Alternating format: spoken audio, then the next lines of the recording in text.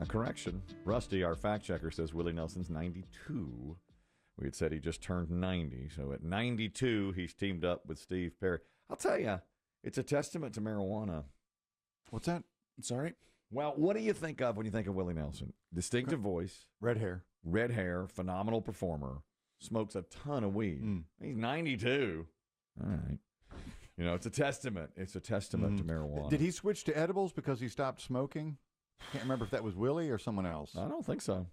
I know he and Woody Harrelson sometimes talk about when they get together and smoke, and it's just like, man, they'll fall off a stool. They smoke so much marijuana. Guy's 92, still getting it, still has that distinct voice.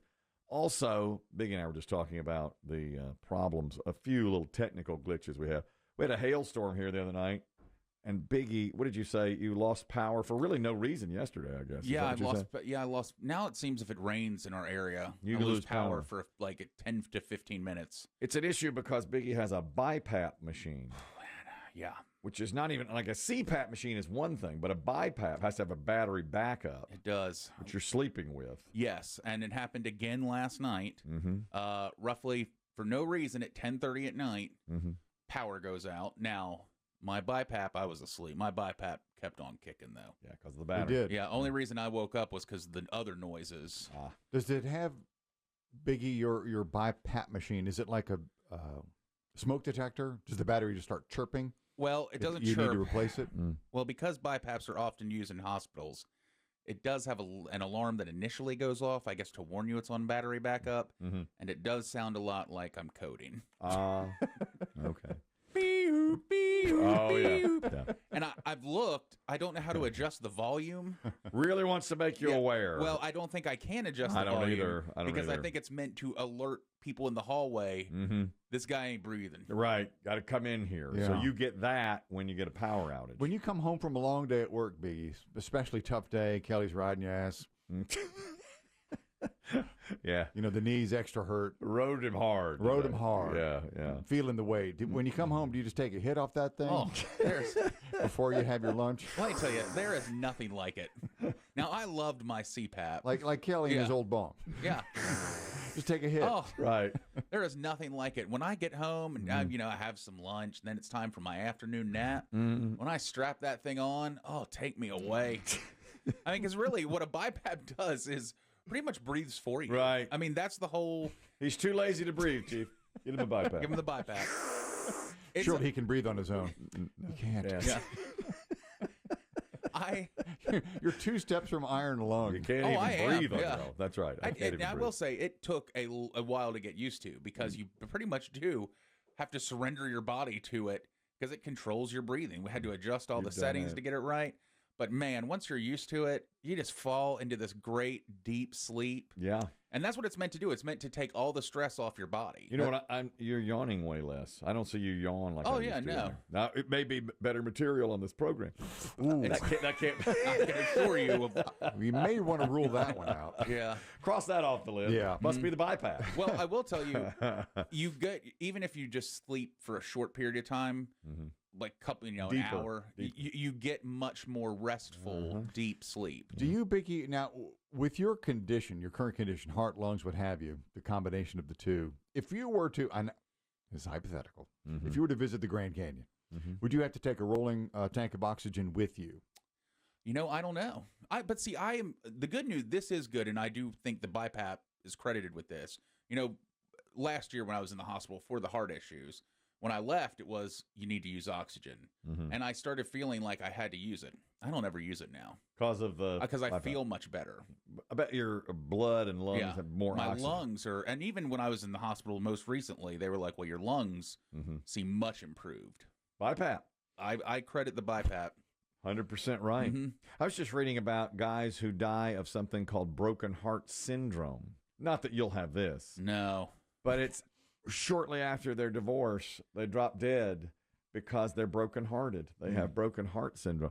30% better chance of dying after a divorce because your heart's in tatters. And they literally call it broken heart syndrome. Yeah, that ain't going to be me. No. My days of relationships are out. Now, 70% have happier hearts and go on and do way more. Sure. There's your Bill Belichick. Belichick. That's the Belichick syndrome. Bezos. Go out. That's your Bezos syndrome. Go out and get a 40. Well, in Belichick's case, a 24-year-old. Meet her when she's 19, 18. Yeah. Who was it? Dick Van Dyke's 99. His wife is 45 years his junior. It's what Don McLean's in his late 70s. His girlfriend's like 28. You know, that's what it is. Our friend BB Shea was telling me yesterday, and I forgot he made this prediction. There's murmurs that, Bill Belichick. Oh, I thought you were talking about his heart. No. Oh, yeah. No. I'm not surprised. Yeah. Well, that makes perfect sense. Yeah. There's murmurs. We had that on our bingo cards. Yeah, we figured that.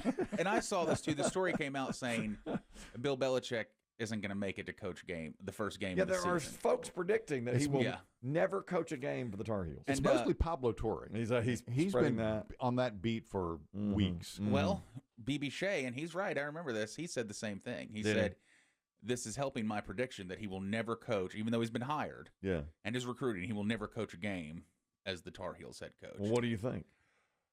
I think he will. I do too. I think it will, but it is odd that this is all coming out now. Because UNC came out and said the girlfriend's not an issue, right? Which to me you shouldn't even have to comment on. Agreed. But I feel like it's just rumors and people talking. I think he will coach. Well, one of the I guess factoids that Torrey dug up on his podcast is that the buyout drops after the date, June or July 1. I can't remember. Oh, which. I see. If the school wants out, they have to pay Belichick less. Yeah, okay. After a certain date. After July 1st. But before the season. Okay. So that July 1st window to late August would be the window to fire him. Now, I don't think he'll coach. But you'd leave the program in tatters. Yeah. I think. Well, his son is an assistant coach. I think it's all designed. I mean, a lot of people think he'll coach one season and then turn it over to his son to give him a job, right? I'm fully on board with that. I think he coaches one season. I think they win 10, 11 games. They go to a bowl game. I do. You do? I think, yeah. 10 or 11 games? Yeah, I think it's enough. They get to a decent bowl game you've heard of, not where we normally all go, like the Mayonnaise Bowl. And yeah. But I think that'll be enough to get him. How about the playoff? Yeah, I don't think he'll make the playoff. You don't think so? Well, if they do, they'll scrape in because is it this year they're extending it? Well, it's 12. It was 12 last year. Yeah, that's right. So they could possibly, if they win the ACC, they get in the playoff. I don't know. I think today Belichick is supposed to be interviewed by Strahan on GMA. Yeah, that's right. He gave that disastrous interview on CBS. He's being interviewed today by Good Morning America, and I think they're airing it tomorrow, and we'll see if he's sort of recovered from that. Because that interview on CBS, but as I was watching, I was like, all right, whatever. Then all of a sudden it just blew up, like because his girlfriend. The big thing was Belichick's always been considered a control freak. He's in charge of everything, and the girlfriend stepped in and said, "We're not answering that." And according to CBS, she was constantly saying, "We're not doing this. We're not doing that." She was in control, whereas usually he's in control of everything in his life. Interesting. Well, Chris Demm, do you think he'll coach a game at UNC? You're pretty good at predicting this. Yeah. I don't see the school making a move like that to dump him. I don't either. Over the summer. I mean, give him a season. Let's see what happens. Old Cowherd. I've gone down the wrong path with him before, but he says they're changing everything. It's a game changer. It's like they've never been any good, so they've been mediocre forever. Let's hire a guy who's going to do everything differently and turn it on its ear. So you give it some time to see if it happens.